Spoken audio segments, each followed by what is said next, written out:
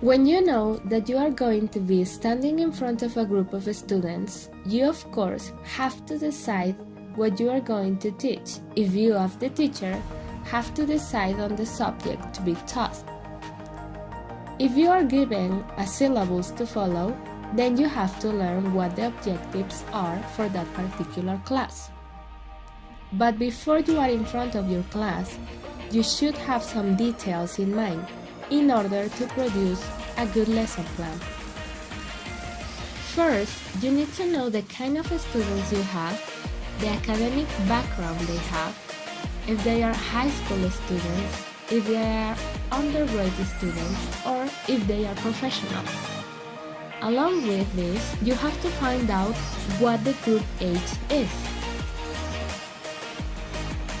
A very important factor is also the language background they have. If possible, we could find out what type of students we have, information obtained from previous teachers, because this is obtained by the time a teacher has spent with the class. Once you have a knowledge of the class, then it is time to move on. We need to know the kind of skills that we want our students to practice or improve, and what the organization for these activities are going to be. For instance, are we going to use group work, pair work, and how long those activities are going to take to be successfully completed?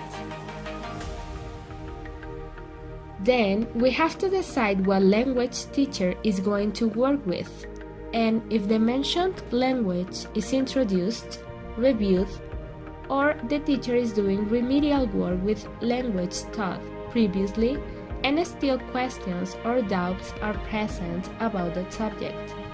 Then, teacher has to decide the content that has a very good opportunity to be provoking. If teachers know the student's personality, they can select appropriate content that students find appealing.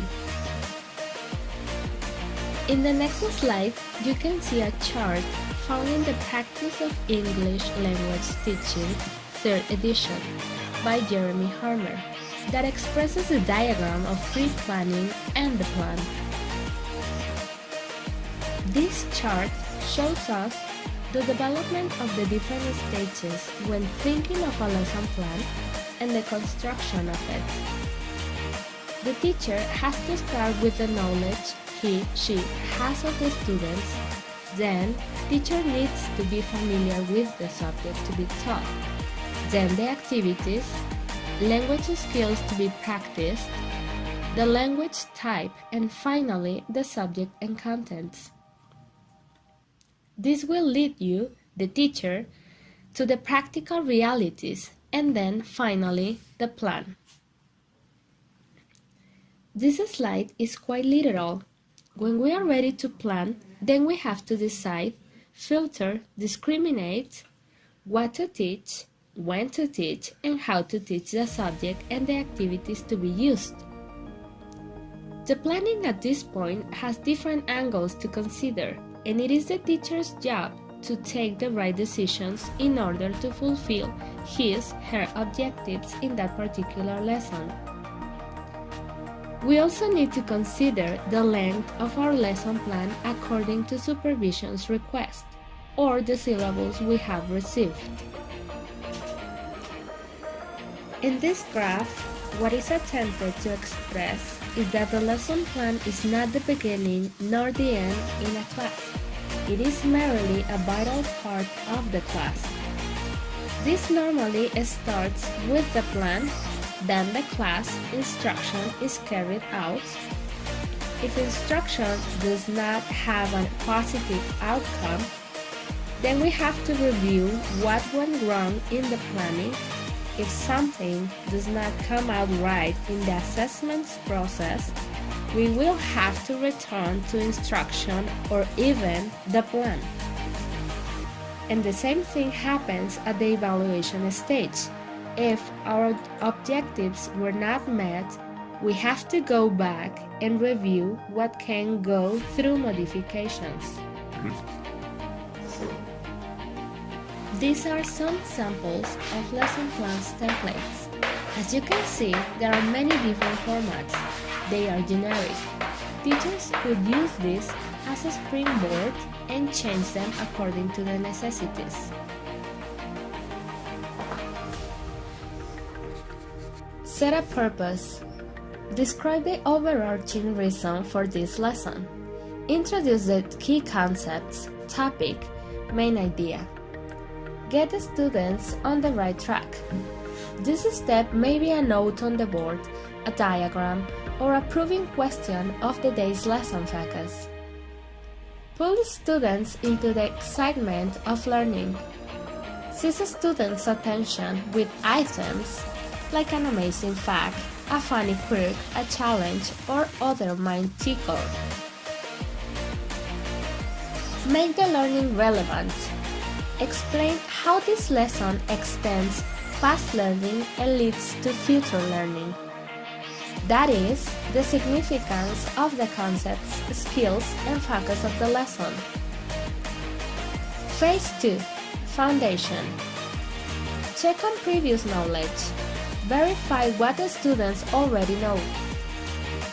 Clarify key points. Double check on learning from the past. Focus on specific standards, objectives, goals.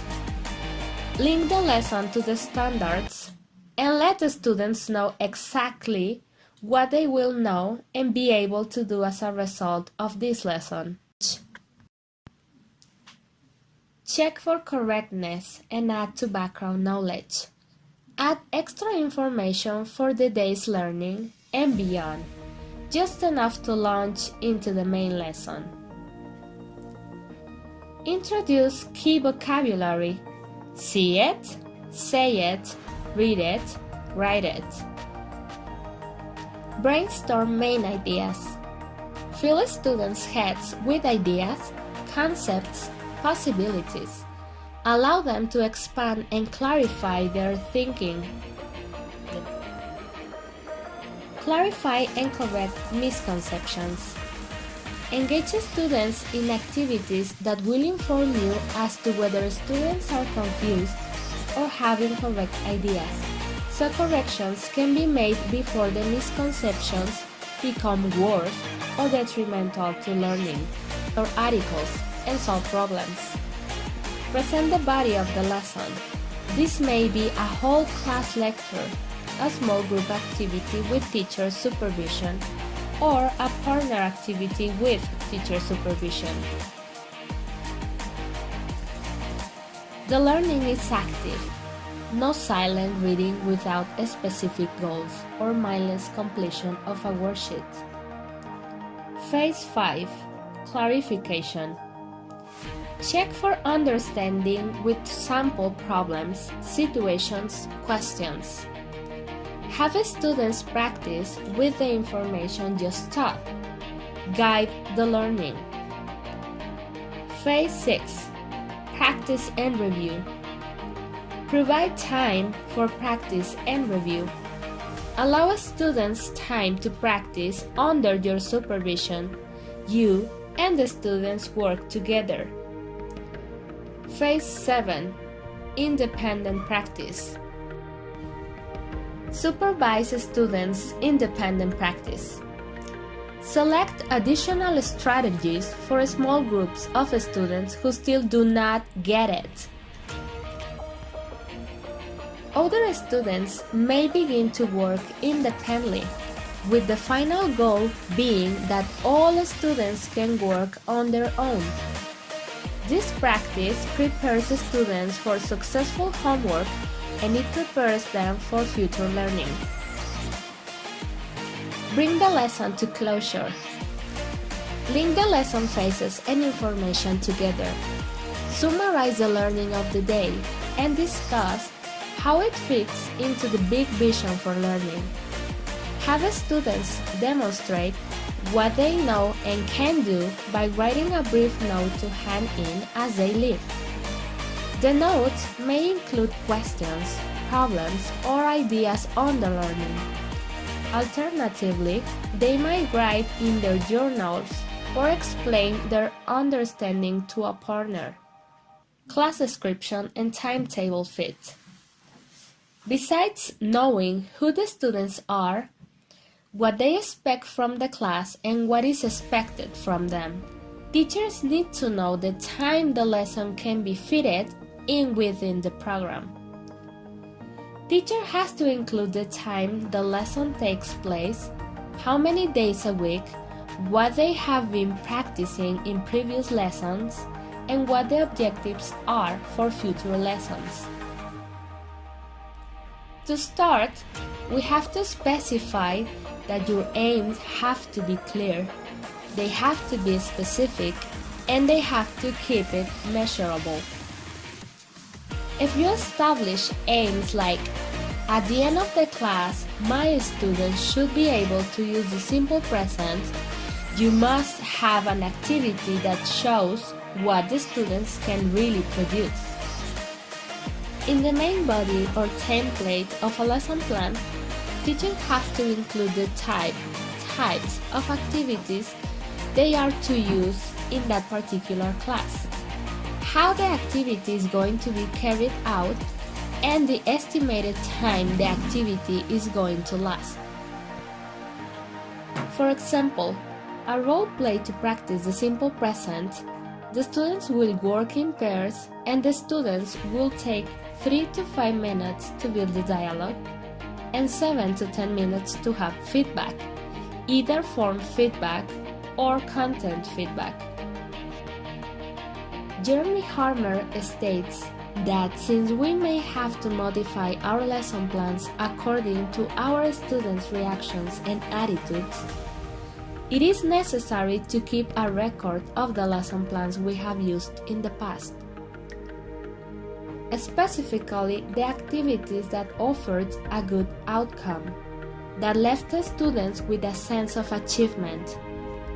They could also be helpful when colleagues ask us what suggestions we have for a given class. Our original lesson plans will have to be modified according to the variables we have in the class we are teaching at that particular moment. The teacher has to decide what activities to recycle and what approaches to use. We insist, according to the group of students we are working with in that particular moment. It is mandatory for teachers to have a lesson plan.